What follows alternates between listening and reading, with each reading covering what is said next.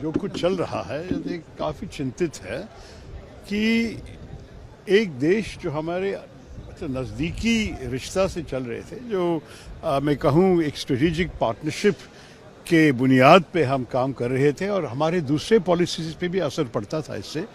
अगर उस देश उनके एटीट्यूड को बदल लिए तो भारत को बहुत सारी चीज़ें सोचना पड़ेगा।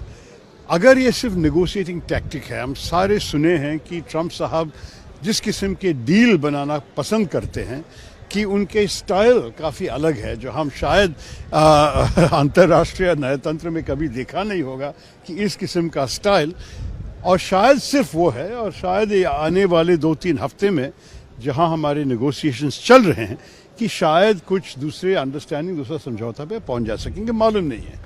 लेकिन भारत को भी अपने हित है, we have our own self interest, इसके बुनियाद में ही हमारे नेगोशिएटर्स काम करेंगे। तो मेरे ख्याल में ये नेगोशिएशन कैसे चलेगा, हमें 2-3 हफ्ता इंतज़ार करना पड़ेगा।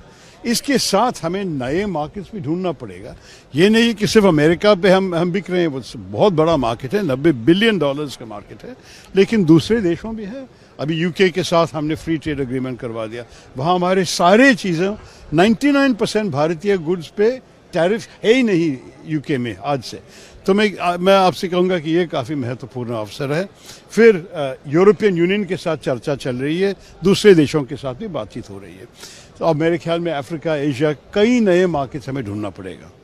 आखिरी चीज़ ये है कि हम ये भी देखना चाहिए कि अगर अमेरिका का साथ हमारे दूसरे किस्म के रिश्ते जो रूटीनली चल रहे थे, जैसे कि टेक्नोलॉजी पे कोऑपरेशन, एआई के रिसर्च में हम लोग एक साथ थे।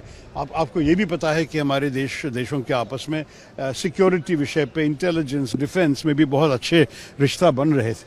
अगर ये भी अफेक्टेड हो गया है तब तो बहुत सीरियस चेंज की बात है, बहुत सीरियस बदलाव की बात है। लेकिन अगर ये सिर्फ ये है कि देखिए वो सब ऐसे ही चल रहे हैं जैसे पहले चल रहा था, और सिर्फ ट्रंप साहब और टैरिफ्स के ऊपर बस एक ही विषय पे चर्चा करने की ज़रूरत है, वो तो अलग बात है। तो ये सब सरकार जानते हैं, उनसे पूछिए, मुझसे मत। लेकिन मैं जो बाहर से देख रहा हूँ ये काफ़ी चिंतित विषय है।